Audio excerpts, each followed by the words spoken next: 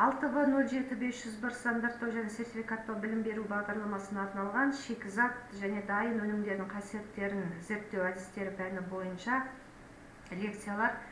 Бүгін қарастырылатын 11-ші лекция жұмыртқа және жұмыртқа өнімдері. Лекцияның жоспарында жалпы сипаттама, жұмыртқа сапасына қойылатын талаптар, жұмыртқаны маркілеу, қаптау және сақтау, жұмыртқаны өңдеу арқылы өндірілетін өнімдер түрлерін қарастыру. Сіздердің назарларыңызға жұмыртқаның түрлері ұсынылып отыр.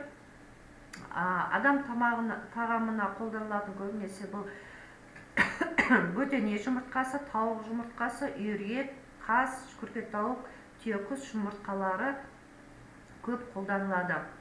Жұмыртқа дегеніміз бұл тағам есебінде пайдаланатын құстардың сопақ қабығы бар жыныстық клеткасы.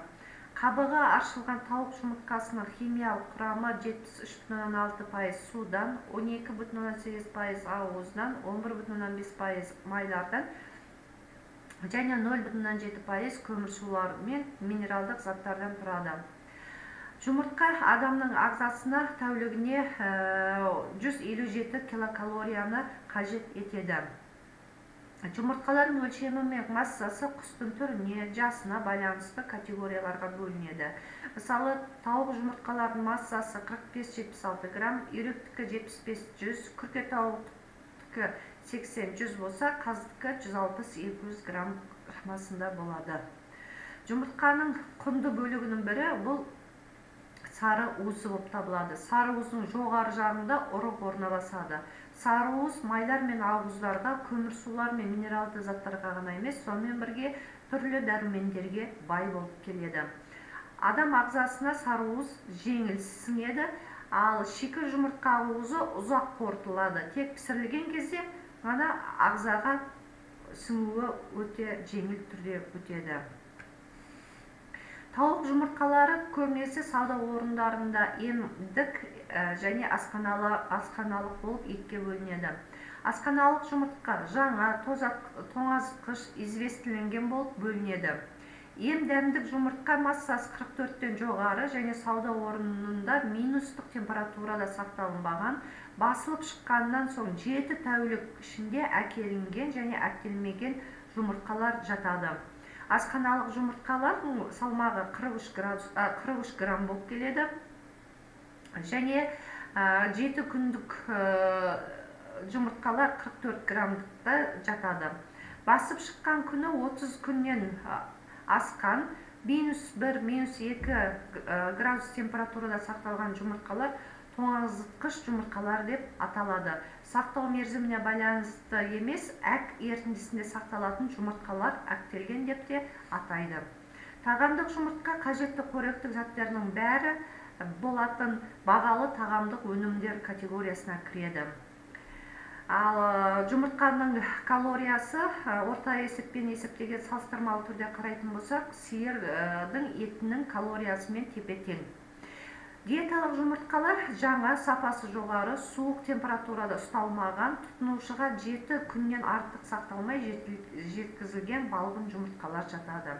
Тағамдық жұмыртқалардың құрамында 26% құрғақ зат, соның ішінде 12-13% протеин, 12% липид. Сол липидтің 99% сары уызында болып келеді, 1% көмірсу және 1% минералды заттар кездеседі. Тағамдық қасиеттерінің әсіресе ұзақ сақталуы үшін оларды меланжға және жұмыртқа ұнтағына айландырады. Бұл жартылай шикізат көбінесе кондитерлік өндірісінде көп қолданылады. Меланж 8-10 жұмыртқа ұнтағы 2 жыл сақталады. Меланж пен жұмыртқа ұнтағын салыстырмалы түрде қарайтын болсақ, меланжда жұмыртқаның барлық дәрумендік қасиеттері сақталады. Ал жұмыртқа ұнтағы бұл белгілі бір термообработкадан өткендіктен сәл құндылығы төмендеу болып келеді. Жұмыртқа сапасына қойылатын талаптар.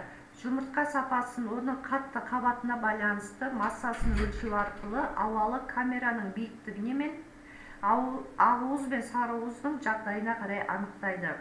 Ем-дәмдік жұмыртқалардың ақуызы тығыз, ашық, мөлдір, сары уызы әлсіз байқалатын, қозғалмай ортада орныққан, ауалы камерада қозғалмайтын және оның биіктігі 4 мм-ден аспайтын болу керек. Ол ауа камерасын жарыққа қою арқылы жаңағы сызғышпен де өлшеп анықтауға болады. Сіздердің назарларыңызға бұл ақуыз бен сарыуыздың консистенциясы арқылы жұмыртқаның уақытын білуге болады. Енді алынған жұмыртқа бір тегіс болып тұрады.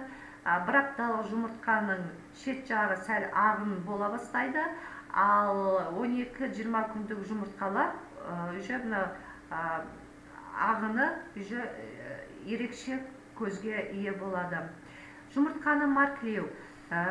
Әрбір емдәмдік жұмыртқа қызыл, асханалық, жұмыртқа көк бояумен бөлінеді және сопақша түрде белгі қойылады. Кейде асханалық жұмыртқаларды маркілемеуі де мүмкін. Жұмыртқа категориялары таңдаулы, яғни отборная бірінші және екінші сортты болып бөлінеді. Соғылған, деформациясы бар емдәмдік жұмыртқа болса, категориясымен сортталған күнгі мерзімі, ал асханалық жұмыртқаларға категория ғана болады. Майда жұмыртқалар бөлек жиналады. Міне, мына жерде қарайтын болсаңыздар, жұмыртқаның өзінде өндіруші мемлекеттің коды, құсты күтіп баптау әдісі және өндірістік идентификациялық номері көрсетіліп тұр. Жұмыртқаның сапа көрсеткіші Қазақстан Республикасының стандарты 954-92 стандартымен шектелінген. Осы стандартты ашып қарайтын болсаңыздар, жұмыртқаның сапасына қойылатын барлық талаптар көрсетілген. Жұмыртқаны маркілеу түрлі категорияда, яғни таңдаулы бірінші, екінші болып 3 категорияларға бөлінеді. Және ол бойынша категорияларда жұмыртқаның мерзімі, қолдану мерзімі, соңген сақтау жағдайы көрсетіледі.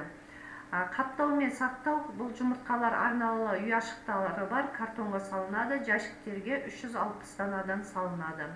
Ал сауда орындарында көбінесе 6-12 данадан салынған жұмыртқалар түсуі мүмкін. Сіздердің назарларыңызға жұмыртқаны өңдеу арқылы өндірілетін өнімдер көрсетіліп отыр, қалай өңдеу керектігі. Сонымен бірге осы дәріс бойынша әдебиеттер тізімі көрсетіліп отыр.